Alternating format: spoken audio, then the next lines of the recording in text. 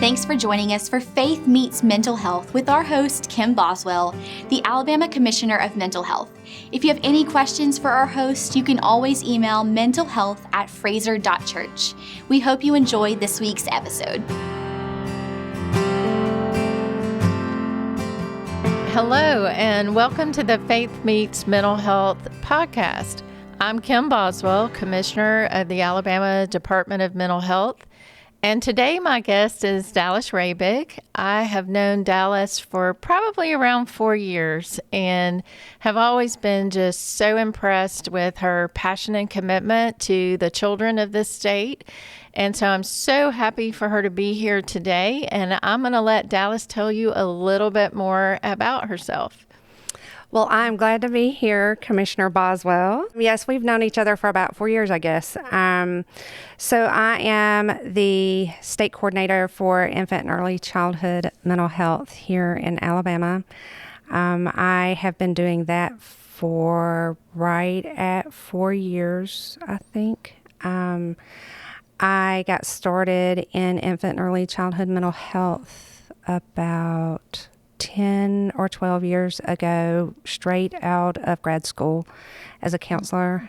I went to Colorado to learn all I could about infant and early childhood mental health with the intention of coming back to Alabama and just really bringing it back here. And I didn't know that 2 years, almost 3 years into it in Colorado, that I would be called back to Alabama for the Alabama Project Launch grant. And, you know, things just happened so quickly. The momentum here around infant and early childhood mental health was just moving so fast that I moved from the position that I came to do with the grant to state coordinator. And that's kind of how I got here. And yeah. And the great thing is the Department of Mental Health gets to share Dallas with the Department of Early Childhood Education, which I'm sure is always interesting for Dallas. It is something that you don't often see in state government. Our commitment to collaboration with the Department of Early Childhood really led us to sort of split the position in half and split the funding because we felt so strongly that the collaboration was really important. And so we really thought it would be a great opportunity to start out really talking about kids, infant and early childhood, because we know that 30% of mental health needs identified in middle and high school actually started before age 4. And so with that information and the hope that we can really prevent some of the mental health issues that occur later on in life, really, Dallas today just wanted to talk a little bit about, we have a lot of families in our faith community who are either fostering children or considering adoption. I saw in the bulletin this Sunday here that there's another training session for families who are interested in foster care. And so really would just like to hear what you would have to say to those families, to kind of what they need to know as they approach that decision, what can they expect, and just really how to help support them. That's a great question. I often hear from families, from foster families or adoptive families, that all the training that they received did not prepare them for some of the things or the challenges that they were dealing with. And so I think it's really important for foster families to understand that the children that they're getting have experienced some type of extreme loss. And that leaves a big mark. It leaves a big mark in the brain. It leaves a big mark in the body. And no matter what that trauma or that loss was, and that those children have often not had the opportunity to heal or to begin healing or to receive any kind of support. A lot of them haven't received any. Some maybe they have. But then you get through the honeymoon period, and then these challenging behaviors start popping up, and it can be really scary. So I think my advice would be, if this is what you want to do and you feel very strongly about being a foster parent or an adoptive parent, to seek out support, mental health support for yourselves first. Make sure that you don't have any unresolved griefs and losses or trauma lurking in the background. It will make it, I don't want to say easier, but it will give you the perspective. It'll change your perspective when you experience those challenging behaviors from a child who has unresolved grief, loss, or trauma. And I know we've talked a lot about it, and we know that so much more than we used to know just from the brain science about how trauma impacts the brain, and then how you can actually help rewire the brain so that kids are really able, in essence, to recover from some of that grief. Can you talk a little bit about the brain science? I know you actually have like a whole presentation on that. Goodness. So like this is like one of my favorite things. So we call it plasticity, and the brain is very plastic. And of course, the younger you are, the more plastic it is. But what people don't understand is that the human brain can generate new neurons for your entire life, during the entire lifespan. When I was young, or I guess an adolescent, young adult, you always heard this saying, the smartest you'll ever be is when you were in kindergarten or whatever, something like that, because the brain stops growing, at 5 years old. But that's not true. We now know that each phase of life, the brain is undergoing some type of reconstruction or some type of period where old, unused, or damaged neurons are being broken down and thrown away, and leaving room for new ones to grow and become strong. And so understanding that, we can better understand how new pathways can be created, and those are created based on our experiences. So the more positive experiences we have, the stronger those neurons become, and the weaker the other ones, the damaged ones, become. And we want those to become weaker. We want them to die off. We want them to go away, Right. We want to grow healthy brains. Right. And I know I was speaking with the service coordinators, school-based mental health service coordinators last week, and one of the resilient sort of protective factors that we talked a lot about is just having someone, even in your school environment, that you feel really close to or feel supported by. I know my own personal experience, school is my happy place and I love learning and I love being in school. And so a lot of the things that were happening at home, I really were offset by some really, really positive experiences in the school. When I was in the fifth grade, my fifth grade teacher, I paid all of her bills.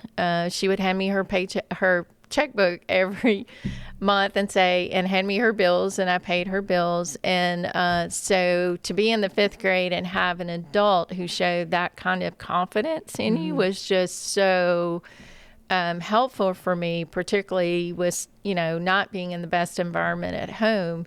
And so just kind of your thoughts about, other people in a child's life maybe that really can make that difference, or whether it's grandparents or school folks or coaches. We know that sports really can be really helpful in engaging folks who are experiencing trauma, being engaged with others and feeling supported and feeling a part of a team, feeling a part of a community, just how those things can actually help offset some of that trauma that kids may have gone through early on. Yeah, and I often, when I'm doing workshops for teachers, I often remind teachers that when we're talking about protective factors and risk factors, that you may be the only protective factor that child ever sees, or sees in that year when they're in your classroom. And so it's really important that, it's a big undertaking though, that's a heavy burden for a teacher. to carry. But it is very important, and it's important work for teachers. And I just had a train just left the station. Train left the station. I was going, oh, okay. So y'all be able to edit that out, right? Right. Okay. So when I do those workshops and remind teachers that they could be the only protective factor in that child's life at that time, we do a little exercise, and it's called the important object. And I have them to close their eyes and think of a very important object, something very important to them, that they would die for. For some people, it's their phone. For some people, it's a kid. For some, it's a pet or a spouse. And then I have them get up and walk across the room to somebody they know and go through the motion of handing over their important object to this person, go back to their seat and tell them, okay, now that person, that other person that you don't know, is going to hold that very important object for you for the rest of the day, for the rest of the conference, and you can get it back in 3 days. What is that like for you? Now, imagine what it's like for a parent or even a foster parent to drop off this very important thing to you and entrust you to care for this object as much as they do. That's what it means to be a protective factor for that child. Yeah. It's a huge responsibility for teachers, but, I feel like there's so many teachers out there who really are committed to doing that and being that for kids.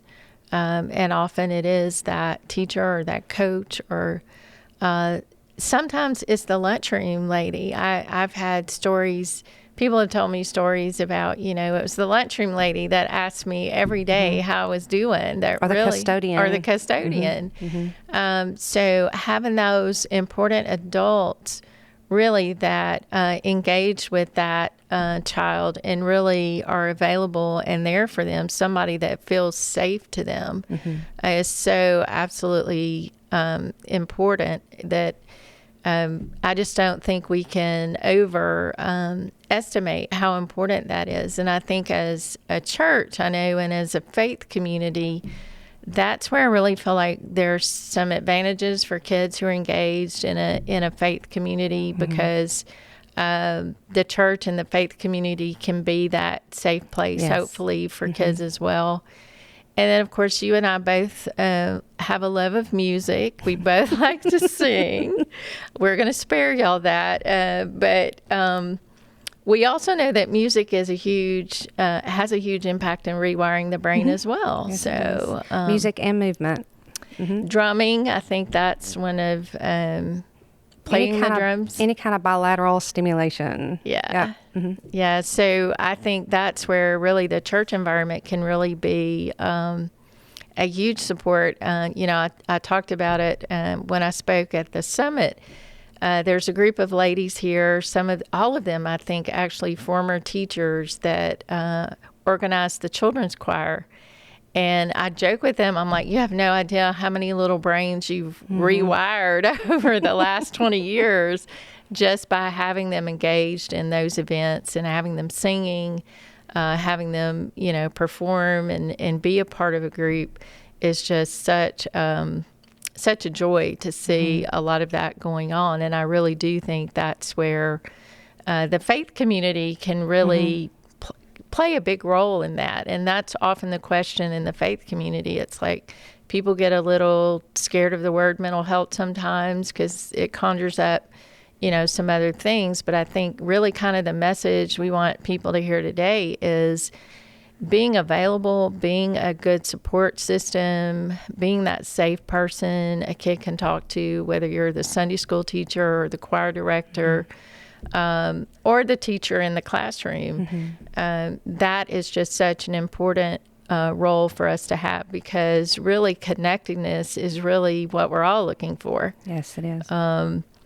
it's just an amazing opportunity within that environment to be able to do that. So thank you, Dallas. I appreciate that.